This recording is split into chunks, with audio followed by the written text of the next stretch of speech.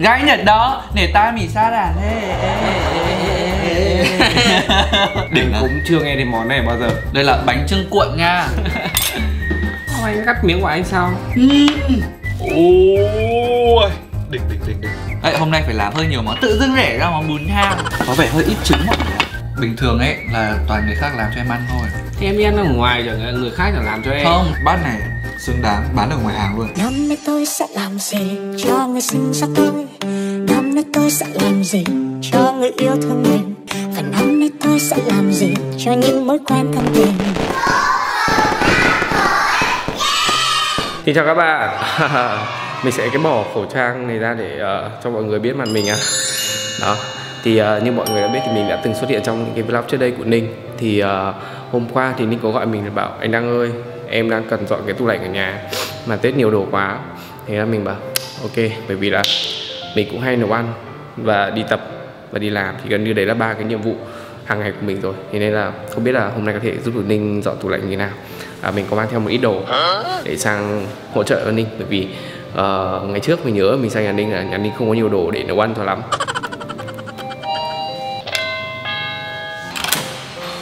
Chúc mừng năm mới.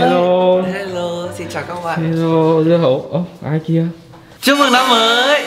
Mọi người ơi, đây là clip đầu tiên của Ninh trong năm 2021 Tân Sửu. Và ngày hôm nay thì nhân dịp clip đầu tiên, chắc chắn là các bạn đã ăn 3 ngày Tết rất là no nê rồi, thì Ninh có mời anh Sườn đến đây, bắt cóc anh lên Hà Nội sớm để có thể cùng Ninh làm một cái clip, đó chính là dọn tủ lạnh sau Tết. Ra Tết năm nào tủ lạnh nhà anh cũng rất nhiều đồ. Anh nghĩ là tủ lạnh chung của mọi người cũng sẽ là rất nhiều đồ thôi đúng không? Thật ra là bây giờ thì chắc là nó đã đỡ hơn rồi, tại vì là đến mùng 1 là bắt đầu chợ lại mở lại rồi, các thứ siêu thị các thứ vẫn có. Mùng 1 chợ đã mở lại rồi á? Vâng, chợ nhà em.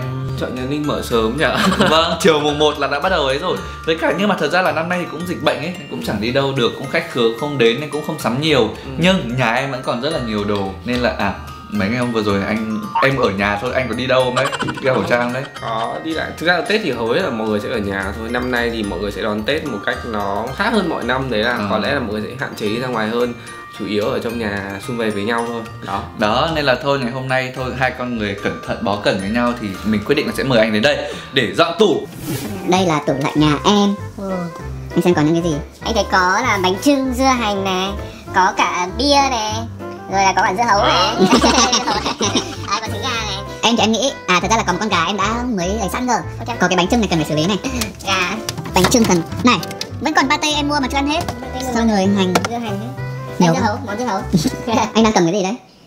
Cái này là giấm gạo. Sao anh mang giấm đến nhà em làm gì? Anh nhớ lần trước là anh sang nhà em nấu món gì đấy, xong nhà em thiếu đồ, cho nên là anh cũng phải mang theo. Trong đây có cái gì? Trong này thì có cái bát. Lại có mang cả bát ra. Cái bát này là để đồ ăn. Cái bát này anh thấy xinh xinh anh mang theo. Mệt quá, còn cái gì nữa? Anh có mang theo tạp dề để dọn tủ, khẩu trang. Mang cả khẩu trang. Anh có mang nước rửa tay không? Anh có, để anh để trong túi kia. Cẩn thận quá. Ok. Anh còn mang theo cả con dao nữa. Mang cả con dao nữa làm gì nha? Một đống dao ở kia. Thì nhớ là em thiếu đồ lần trước anh em có đi đâu đấy. Đấy, dao phải bọc trong đá báo này. Ôi rồi, thôi đi rửa tay đi. Thế nào ta có gà, có giò, có rau răm. Nó sẽ làm bún thang. Sợ làm bún thang mất công lắm. Mất công gì, chúng ta là dọn tủ đúng không? Có những nguyên liệu gì thì chúng ta sẽ nấu theo kiểu của những nguyên liệu đấy. Mình không phải theo một cái công thức bài bản nào cả. Thật ra hôm nay em định là giới thiệu cho các bạn món mới nữa. Món gì? Bánh chưng này. Năm trước thì mình đã giới thiệu với các bạn món pizza bánh chưng rồi. Pizza bánh chưng? Ngon lắm, anh không biết, anh chưa xem clip. Nếu bạn nào cũng chưa xem clip giống anh Đăng thì có thể lấy lên đây.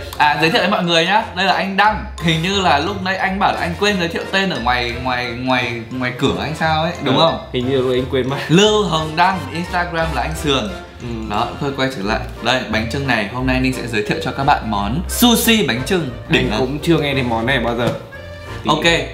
Rồi, còn bánh mì anh định làm gì? Bánh mì này mình cắt lát làm bánh mì bơ tỏi không? Bánh mì bơ tỏi cái này. Mình phải làm món gì mà nó hot hit một tí đi. Xem là bánh mì dân tổ. Anh chưa ăn bao giờ? Bánh mì dân tổ hot lâu rồi. Nhưng mà anh chưa ăn bao giờ. Với cả em có biết nấu đâu. Thật ra là bánh mì dân tổ chỉ là đảo hết tất cả vào nhau. Mình có pate này, lạp xưởng, khô gà, khô bò này, trứng này. Đây có trứng, ok. Được nhở? Được. Hợp lý, nên thử. Cho thêm ít xúc xích nữa. Ok, chắc là cũng dễ thôi mọi người ạ. với cả nhá có thiếu rau mùi. Mà đấy, làm gì có đủ nguyên liệu làm bún thang, còn bún đâu. Bún á, xuống đi chợ mua, lúc anh vừa xuống dưới nhà anh thấy có mà. Dọn tủ mà phải xuống chợ thôi rồi làm bún thang cũng được. Nhưng mà anh thấy con gà kia cũng hơi to nhá. Thực ra không to lắm nhưng mà nó bún thang. Thế này mà to à? Thế này với anh sườn nó to đấy mọi người, mình không biết luộc gà nên là cái cổ nó hơi kinh. Bình thường là nó phải lên nó cứng mất rồi. Bình thường nó phải lên nó ngậm hoa. Thì để trong tủ lạnh rồi mà. Rồi để tủ đá luôn cơ. Ok, nhưng mà thế thì thực ra anh nghĩ là tách đi. Mình sẽ thêm một món nữa đi. Món này thì đơn giản hơn. Thì cái món này nó là món khai vị đi, gà xé phay. Ok, đứng đây làm gì nhỉ? Đứng đây là mặc cặp dề ở bếp. Đơn xem cặp dề của anh hả? Đây, cặp dề của anh màu đen. Đấy, anh toàn đồ basic màu đen trắng mà. Em có cặp dề màu đen, của anh có hình gì không? Của anh à? Hình anh. Đâu, không có hình. Đây mới là cặp dề có hình. Đây mọi người. Cặp dề này là hôm em đi event ở trường báo chí các bạn làm cho. Nhưng thôi ngày hôm nay đến nhà em thì anh đeo cặp dề có mặt em đi, tại vì bây giờ em mà đeo cái này lên thì tự dưng hai cái mặt nó cùng một chỗ. Thôi thì được rồi, anh sẽ ủng hộ. Đấy. Bao giờ em phải bán này đi. Cặp dề anh chụp ảnh ở yêu bếp đúng không? Đúng rồi, em biết. Mọi người ơi, đây là hot boy yêu bếp đấy. Chả hiểu sao đi chụp ảnh món ăn mà cứ phải cầm chụp mặt vào để câu like. Ok, và mình đang cầm trên tay con gà của Ninh. Thì mình sẽ chuẩn bị gà này trước ha. Gà này thì mình sẽ nấu 2 món. Thì đấy là gà xé phay và ấy cả là món bún thang.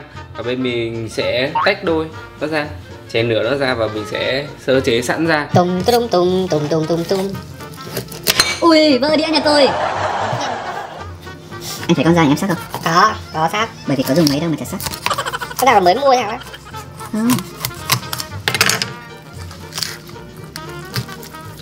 Đó, cái gà rất dễ à, đúng không? Đó, thế là chúng ta đã tách ra được nửa con gà rồi. Thường thì món bún thang hay là gà xé phay thì mọi người sẽ sử dụng phần chủ yếu là phần lườn là chính thôi. Nhưng mà còn phần đùi ngon mà. Phần đùi nhưng mà thường thì mọi người sẽ sử dụng phần lườn là chính thôi. Còn phần đùi thì là trong Tết là mọi người sẽ ăn hết rồi đâu. Mình xé tay cũng được nhưng mà các bạn muốn bày cái đĩa ăn của mình trông nó đẹp nó có cả phần da ấy, thì mọi người nên thái thì mình sẽ giữ được cái phần da của gà. Chứ còn nếu mà xé thì mình sẽ không giữ được cái phần da thì cái đĩa mình bày đây nó không đẹp ấy. Nếu không vào ngón tay. Hiểu không? Hiểu không? Anh đang làm hành tây à? Đấy là hành tây để nó không bị hăng. Để hành không bị hăng thì chúng ta sẽ thái hành ra này, xong chúng ta sẽ ngâm vào với một chút giấm với lại ngâm với nước lọc và ít đá, thì như vậy nó sẽ khử được cái mùi hăng của hành. Cái này thì mình sẽ thái để cho vào trong bánh mì mọi người ạ. Bánh mì dân tổ. Còn một nửa còn lại thì mình sẽ thái để làm cái đấy cái bún thang ấy mọi người.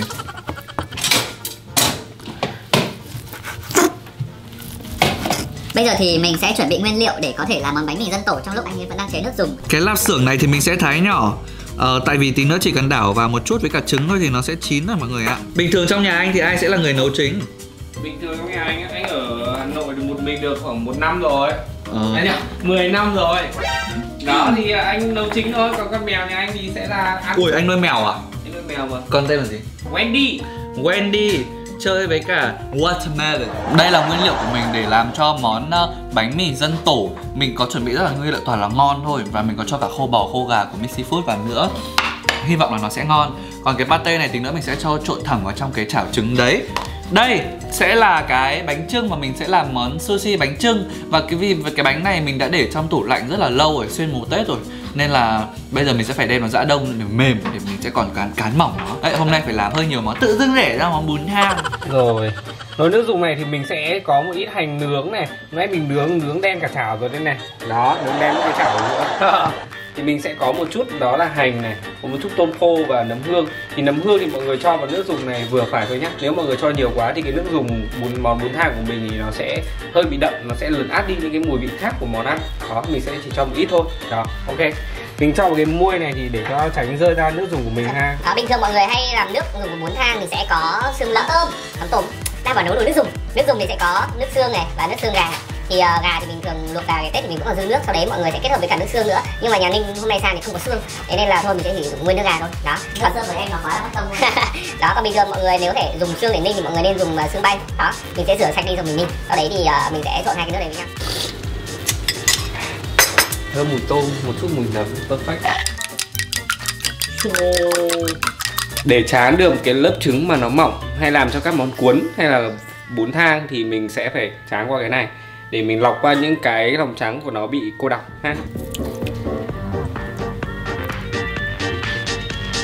Đó. Mình sẽ bỏ được hết tất cả những cái phần này ra thì đến trứng của mình tráng nó sẽ mỏng và mịn.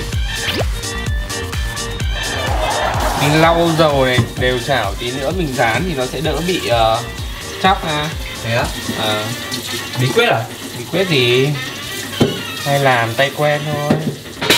Đấy, mình để tay lên chảo này mình cảm thấy nó nóng rồi á, thì tức là chảo của mình đã già lửa thì tráng trứng nó mới ok được. Rồi, mình sẽ đổ vào đây ha.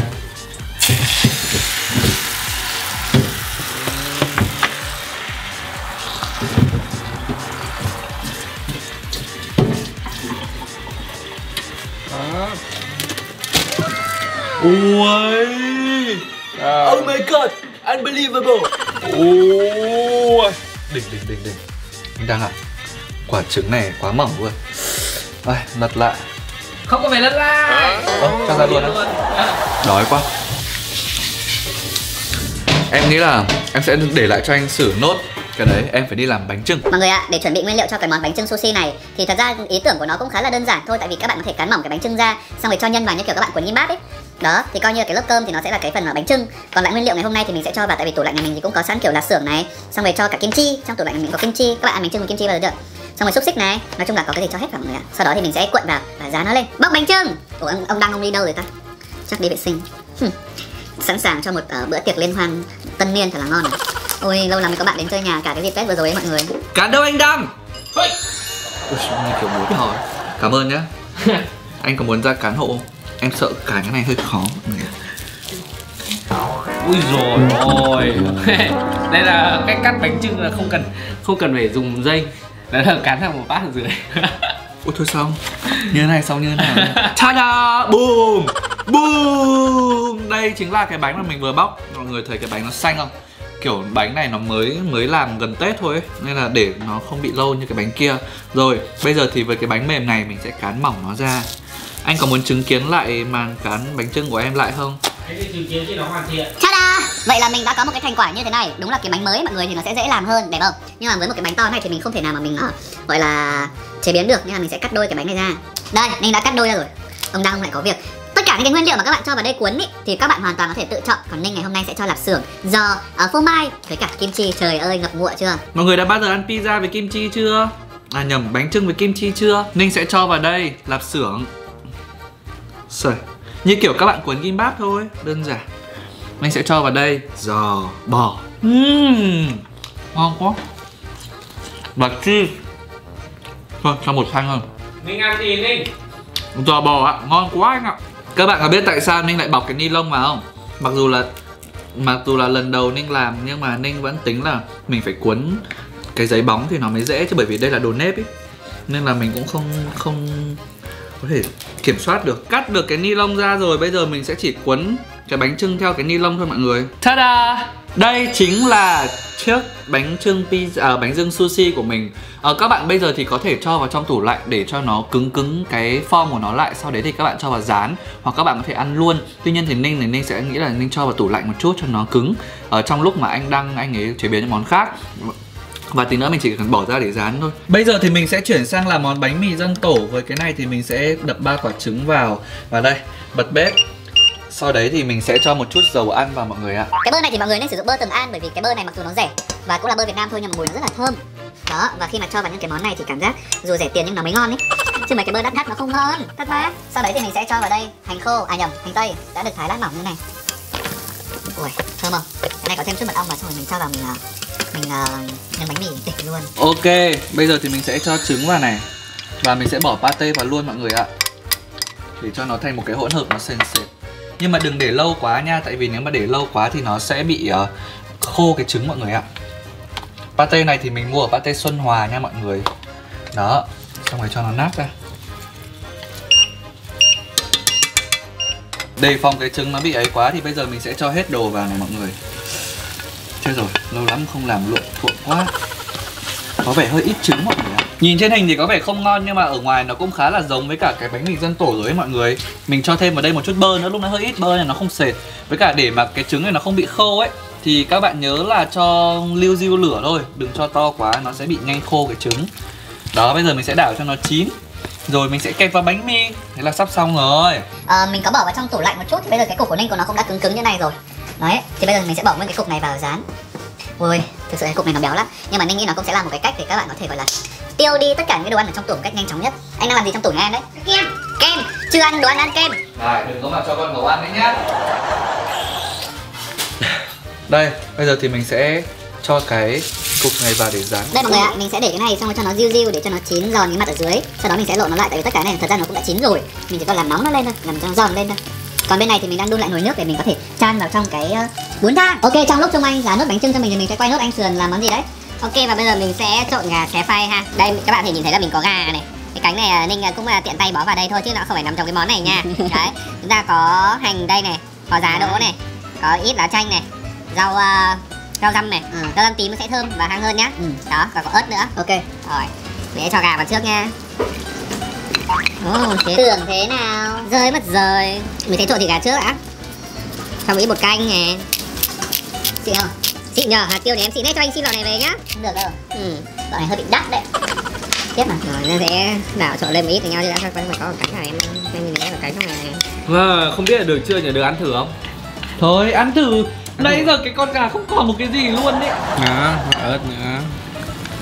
Thế là cho hết cái đĩa rồi. Đúng rồi. Đó. Thực ra thì mọi người có thể là hay trộn theo kiểu là bóp nhưng mà mọi người không nên làm thế nha. Mọi người chỉ còn gọi là trộn nó lên thôi, đừng vò nó hay đừng làm bất cứ gì là vì nó sẽ nát. Lúc nãy thì đang có rửa tay rồi và bây giờ đang sẽ xin phép mọi người đang sẽ dùng tay để trộn nó lên. Ok. Nha. Đó. Em cho phép. Thế xong làm sao để cái nó ngấm nếu mà chúng ta không bóp? Không phải bóp, vì bóp chúng ta sẽ làm nát giá và nát cái hành ra, nó sẽ mất vị, hiểu không? Ok, anh ấy sẽ vắt riêng chanh ra mọi người ạ. Đây là bát của mình nhá, không phải bát của Ninh. Còn bún thang bây giờ thì mình sẽ trang trí mọi người ạ. Đấy, đỉnh không? Ui, thơm quá. Đói quá mọi người ạ, hôm nay chúng mình nấu cũng mấy tiếng đồng hồ. Nước dùng thì nó trong hiểu không? Trong thế nhở? Trong quá mọi người ạ. Do người luộc gà nữa ấy anh. Đúng rồi, sáng bạn nay nào luộc luộc gà đấy. Em Ninh luộc nè. sáng nay luộc hơi bị gà ngon đấy. Hơi bị gà ngon à?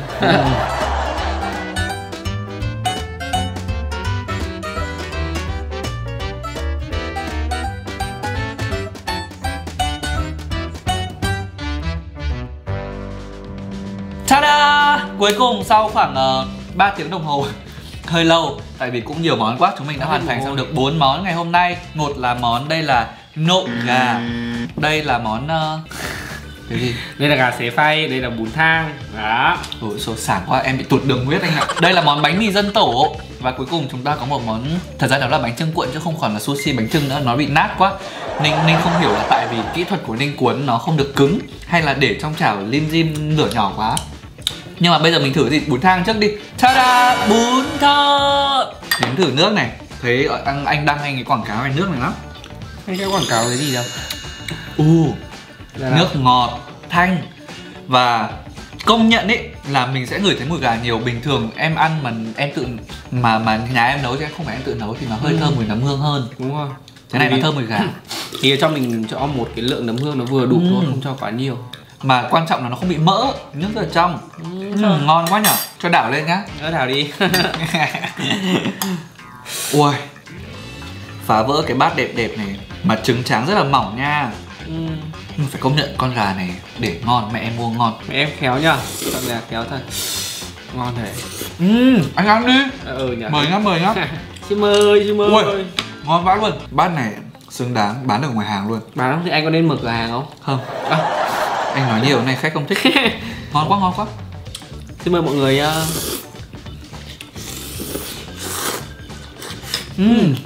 Chúng ta cùng chuyển sang món thứ hai. Đây em sẽ thử cái nộm gà trước đi. À đâu, gà xé phay lại cứ nộm gà. Này, có phải mình để lâu nên nó hơi khô không? Đây mọi người ạ. Nộm gà xé phay. Hả?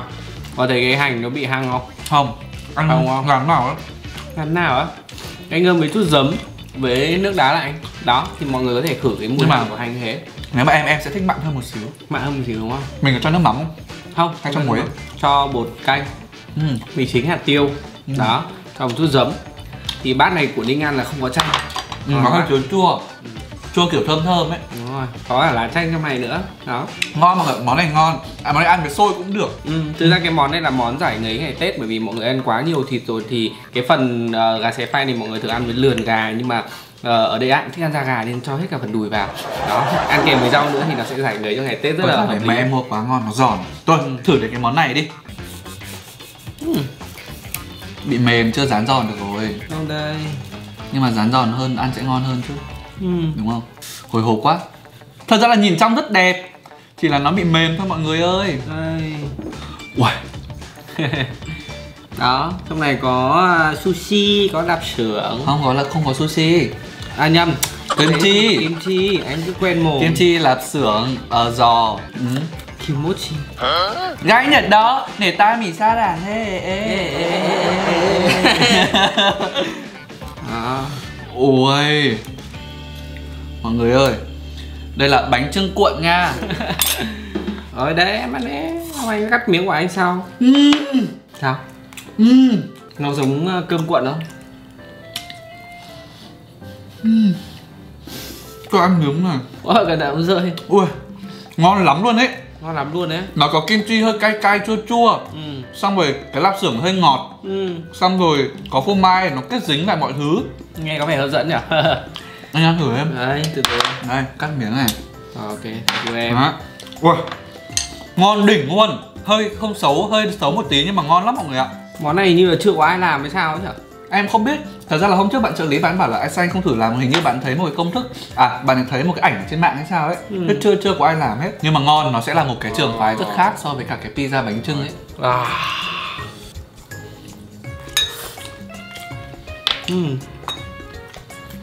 Khi nữa.